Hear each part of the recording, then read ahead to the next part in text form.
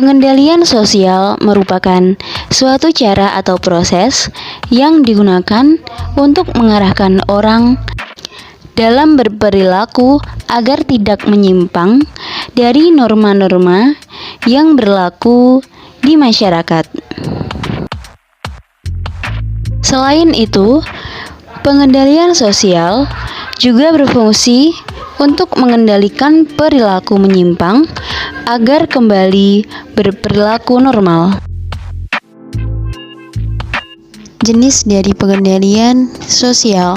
Jenis pengendalian sosial berdasarkan waktu pelaksanaannya. Yang pertama adalah pengendalian sosial preventif. Arti dari pengendalian sosial preventif ini merupakan sebuah pengendalian yang terjadi pada lingkungan masyarakat sebelum adanya atau terjadinya sebuah perilaku yang menyimpang. Pengendalian sosial preventif ini biasanya dilakukan oleh seseorang melalui sosialisasi mengenai norma-norma yang ada, pendidikan masyarakat sekitar, penyuluhan masyarakat, serta memberikan nasihat dan juga konsekuensi agar tidak terjadinya penyimpangan sosial.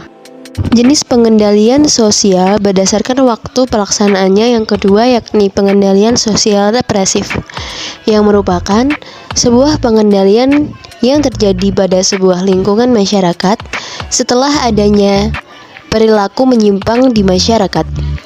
Pengendalian sosial represif ini sendiri biasanya berbentuk sebuah upaya yang dilakukan melalui memberikan konsekuensi bagi yang melanggar, hukuman yang sepadan, nasihat, serta penyuluhan agar tidak mengulanginya lagi, dan sadar bahwa hal tersebut merupakan kesalahan.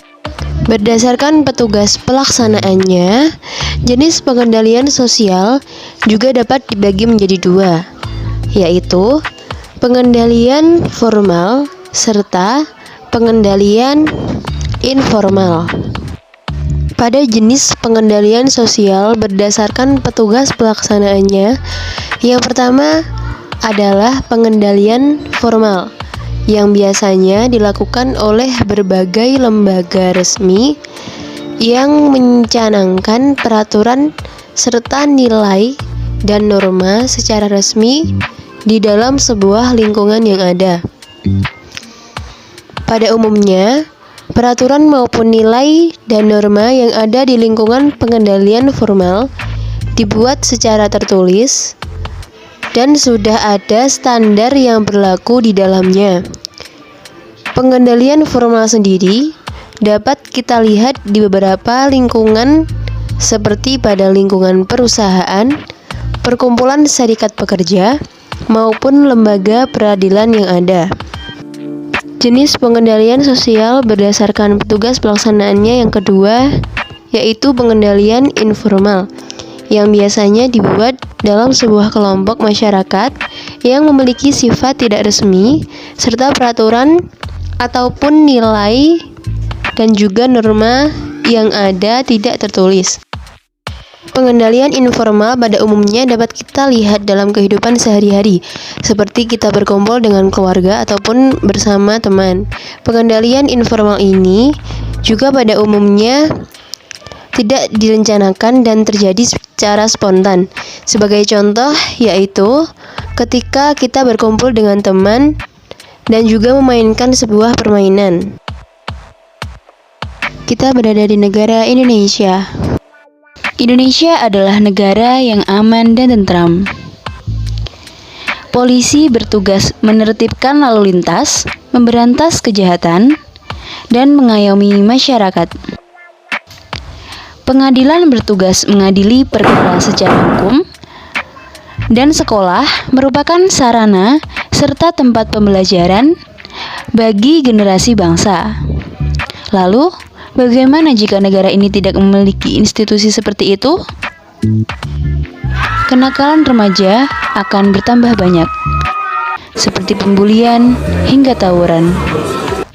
Meminum minuman keras atau biasa disebut dengan mabuk-mabukan juga termasuk di dalam pengendalian sosial. Menurut Komisi Perlindungan Anak atau KPAI, terdapat peningkatan 1,1% tawuran sepanjang tahun 2008 dan meningkat setiap tahunnya. Kasus kejahatan jalanan dari tahun 2018 hingga tahun 2019 terdapat 141 kasus berdasarkan Polda Metro Jaya. Masalah kejahatan jalanan merupakan masalah abadi di dalam masyarakat karena ia berkembang sejalan dengan perkembangan tingkat peradaban manusia dengan kualitas dan kuantitasnya yang kompleks dan dengan variasi modus operandinya. Kejahatan jalanan merupakan pelanggaran terhadap perjanjian sosial. Oleh karena itu, kejahatan jalanan merupakan kejahatan moral. Berkaitan dengan masalah kejahatan jalanan seperti ini, halnya pencurian dan juga kekerasan, pencurian dengan pemberatan, dan juga pembunuhan. Kekerasan yang sering terjadi merupakan pelengkap dari bentuk kejahatan itu sendiri. Bahkan telah membentuk suatu ciri tersendiri dalam khasanah tentang studi kejahatan jalanan. Semakin menggejala dan menyebar luas frekuensi kejahatan jalanan yang diikuti dengan kekerasan terhadap masyarakat, maka semakin tebal keyakinan masyarakat akan penting dan seriusnya kejahatan jalanan yang sangat mengganggu dan meresahkan masyarakat. Dengan demikian, model kejahatan ini telah membentuk persepsi yang khas di kalangan masyarakat setempat, sehingga mengganggu dan meresahkan pada kalangan setempat. Lebih parahnya, tindak kriminal tidak akan terkendali. Menurut data BPS dan Polri, memperlihatkan jumlah kejadian kejahatan pada tahun 2015 sebanyak 352.936 kasus, meningkat menjadi sebanyak 357.197 kasus pada tahun 2016 dan menurun pada tahun 2017 menjadi 336.652 kasus.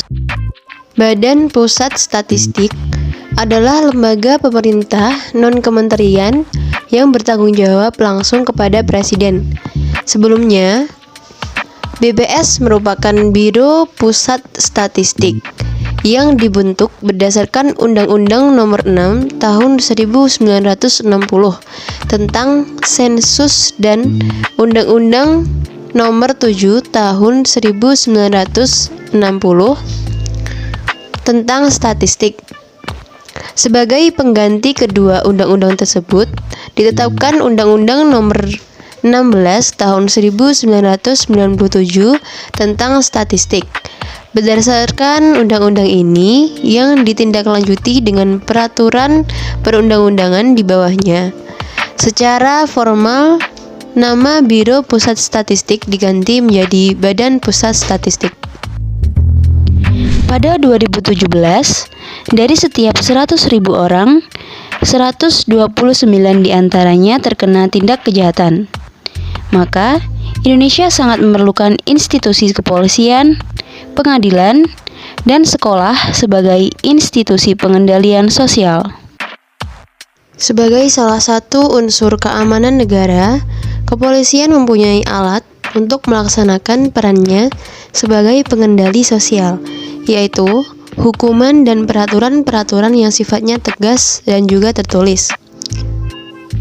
Di Indonesia, kepolisian secara konstitusional ada dalam pasal 30 ayat 4 Undang-Undang Dasar 1945. Di sana tertulis, Kepolisian Negara Republik Indonesia sebagai alat negara yang menjaga keamanan dan ketertiban masyarakat, bertugas melindungi, mengayomi, dan melayani masyarakat serta menegakkan hukum. Dengan peran serta dari semua institusi pengendalian sosial, akan terjadi keteraturan dan harmonisasi di masyarakat.